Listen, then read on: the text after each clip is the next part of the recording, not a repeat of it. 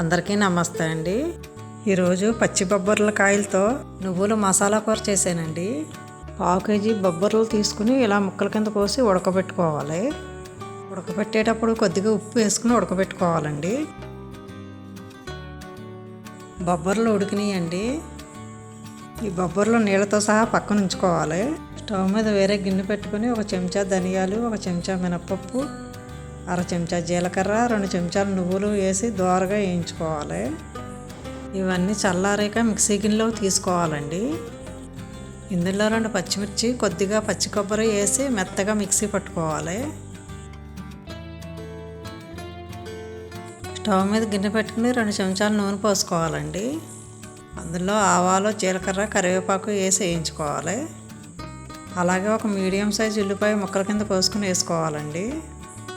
ఉల్లిపాయ ముక్కలు వేగినాయి. ఇప్పుడు టమాటా ముక్కలు వేసుకోవాలి. 1 పెద్ద టమాటా తీసుకున్నానండి.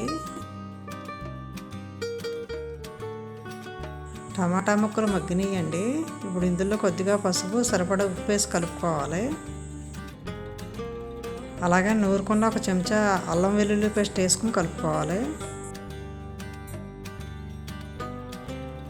ఇప్పుడు మిక్సీ పట్టుకున్న నువ్వుల ముద్ద వేసుకుని కలుపుకోవాలి.